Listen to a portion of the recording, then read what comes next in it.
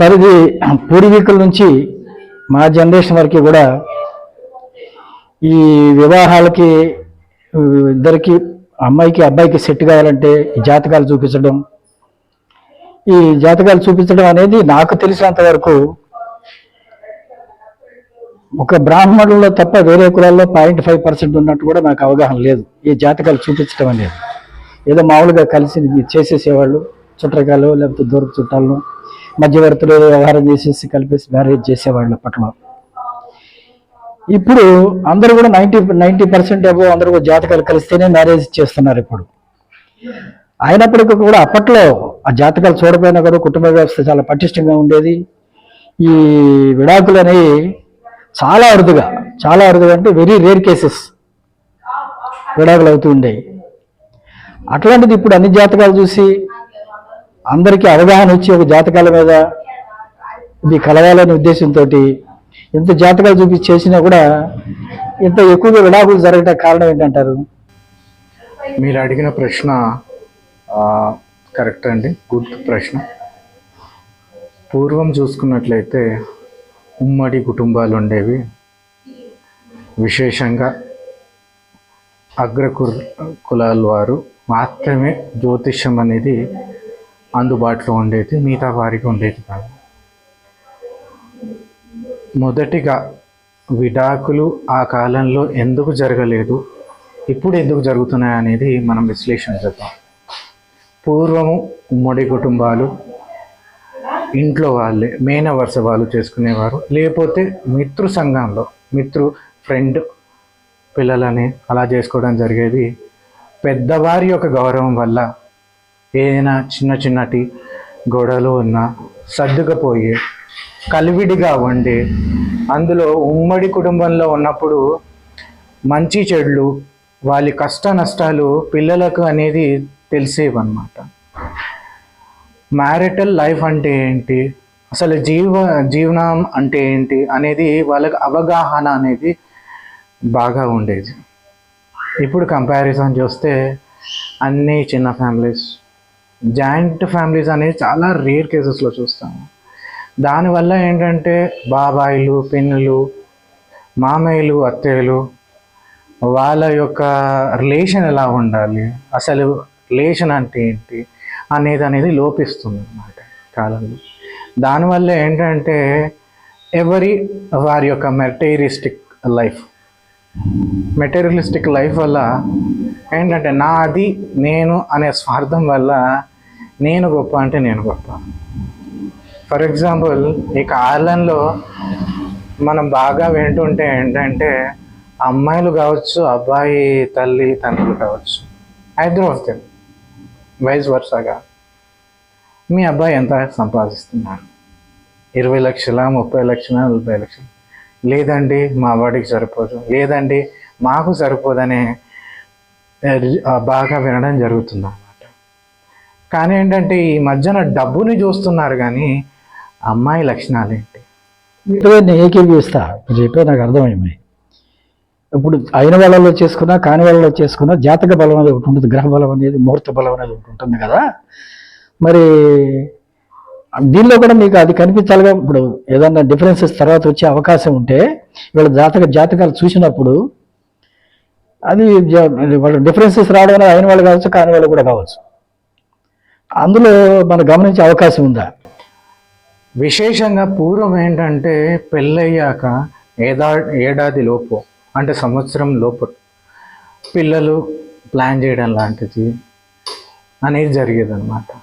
ఇప్పుడు ఇద్దరు సపరేట్ అవుతున్నారు అనే పాయింట్లో చూసుకున్నప్పుడు, మేము విశ్లేషణ చేసినప్పుడు 36 పాయింట్లు కలుస్తున్నాయని ఎప్పుడు అసలు చూడకూడదు కూడా.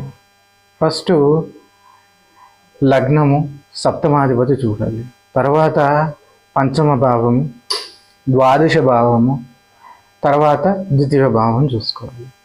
ఎందుకు అంటే లగ్నం అనగా మీ యొక్క ఇండివిజువల్, మీరు ఎలా ఉంటారు, కోపంగా ఉంటారా, లేకపోతే లేజీగా ఉంటారా, జోవల్గా ఉంటారా, మిమ్మల్ని రిప్రజెంట్ చేస్తుంది. 7th హౌస్ ఏంటంటే మీ స్పౌస్ ఎలా ఉంటారు. ఏ ఫీచర్స్గా ఉంటారు? వైటిష్గా ఉంటారా, డార్క్ కలర్లో ఉంటారా, లేకపోతే బాగా ప్రేమగా ఉంటారా, లేకపోతే కొంచెం టీచర్గా భావంగా, అంటే కొంచెం హ్యాంగ్రీగా ఎప్పుడు మోడ్లో ఉంటారు. కానీ ఏంటంటే వాళ్ళ ఇంటర్నల్ ఫీలింగ్ ఏంటంటే కోపంతో ప్రేమ చూపెడతారు అనమాట. అలా ఉంటున్నారా అనేది మనం విశ్లేషణ చేయవచ్చు. దాని తర్వాత పంచమ భావం ఎందుకు చూస్తాం అంటే ప్రోజిని, పిల్లలు. ఈ ఫస్ట్ 7th పాయింట్ చూడాలి పెళ్ళి అప్పుడు. లేదు, వీళ్ళకు పిల్లలు కలగడం వల్ల, వారి పిల్లల జాతకం వల్ల వీళ్ళు కలిసిపోయి ఉంటారు. అందుకొరకే పూర్వం ఏంటంటే పిల్లలు పెళ్ళయ్యాక సంవత్సరం పాటు, సంవత్సరంన్నర లోపల్లో పిల్లలు కనేవాళ్ళు. పిల్లలు కనడం వల్ల ఏంటంటే వారి యొక్క జాతక బలం వల్ల కూడా, ఫర్ ఎగ్జాంపుల్ ఒక ఏ అనే బి అనే ఏబి పర్సన్స్కి పెళ్లి చేస్తాం, వాళ్ళ జాతకంలో సపరేషన్ కనబడుతుంది అనుకుందాం. కానీ మా సజెషన్ ఏంటంటే పిల్లలని ప్లాన్ చేయమని చెప్తాం. ఇది ప్రికాషనల్గా, మీ వివరం చెప్పకుండా. తర్వాత భవిష్యత్తులో జరిగే కారణాలు పిల్లల వలన, పేరెంట్స్ వలన, లేకపోతే నైబర్స్ వలన ఏదైనా కావచ్చు. కానీ మనం చూసేటప్పుడు జాతకాలు కలిసి కూడా అట్లా జరిగే అవకాశం ఉంటుందా? అది ఏంటంటే జరగడానికి అవకాశం ఉంటుంది. ఎలా అంటే మీకు పెళ్ళి బలం అంటే పెళ్ళి ముహూర్తం 100%గా కరెక్ట్గా, లేకపోతే ఏదైనా లోపాలు ఉన్నాయనుకోండి, షష్టాష్టకాలు, షష్టము, అష్టమము, నవమము, లగ్నము తీసుకునేటప్పుడు దాంట్లో ఏదైనా దోషాలు ఉన్నాయి, మళ్ళీ లేకపోతే షష్టము, అష్టము, ద్వాదశము ఈ స్థానాలలో ఏదైనా పాపగ్రహాలు ఉన్నాయి, లేకపోతే యోగించే గ్రహాలు అక్కడ ఉన్నాయి అంటే అక్కడ ముహూర్తం అనేది అంత బలంగా ఉండదన్నమాట. జాతకం ఎంత బలంగా ఉన్నా కూడా వీళ్ళకి ఏంటంటే టెంపరీ సపరేషన్ జరుగుతుంది. టెంపరీ సపరేషన్ అంటే వీళ్ళు విడాకులు తీసుకుంటారని కాదు. ఏంటంటే ఒక మాసం పాటో, లేకపోతే సంవత్సరం పాటో, లేకపోతే 2 సంవత్సరాలు 3 సంవత్సరాలు ఆ ముహూర్త బలం వల్ల, ఆ ముహూర్తానికి సంబంధించిన దానివల్ల టెంపరీగా సపరేట్గా ఉండడానికి కారణం ఉంటుంది అన్నమాట. అప్పుడు ఒకవేళ పొర్రపాటున ఈ మధ్యన ఏంటంటే కొందరు ఎవరిని అఫెండ్ చేయడానికి కాదు, వారి నాలెడ్జ్ ప్రకారంగా పెట్టినప్పుడు కొన్ని లోపాలు జరుగుతున్నాయి అన్నమాట. ఏంటంటే వాళ్ళు చూసుకోకపోవడం వల్ల, ముహూర్తం పెట్టినప్పుడు దాని లోపాల వల్ల. కానీ అది కాకుండా ఈ మధ్యన యుఎస్ నుంచి రావడం, ఇమీడియట్గా 10 రోజుల్లో పెళ్లి కావాలి. అక్కడున్న జ్యోతిష్యుడు కూడా వాడికి అన్నీ తెలుసు, కానీ ఏమీ చేయలేని పరిస్థితి. నాయన ఇది కాదు అన్నప్పుడు కాదండి, ఫోర్స్ఫుల్గా ముహూర్తం పెట్టేస్తారనమాట. ఈ 10 రోజుల్లో కావాలి, ఏదన్నా కావాలి అని. అప్పుడు ఏంటంటే అట్లాంటి లోపాలు ఉన్నప్పుడు పండితులు ఎందుకు జరగట్లేదు? ఇప్పుడు అమెరికా నుంచి వచ్చినా, ఇక్కడే ఫారిన్ నుంచి వచ్చినా కూడా మీరు ఎన్నైనా చెప్పండి అండి, ఈ జాతక ప్రకారం వీళ్ళందరికీ కలవదు అని ఖచ్చితంగా చెప్పే పండితులు ఎందుకు జరగట్లేదు? ఇప్పుడు పండితులు లేరు అని కాదు, ఉన్నారు.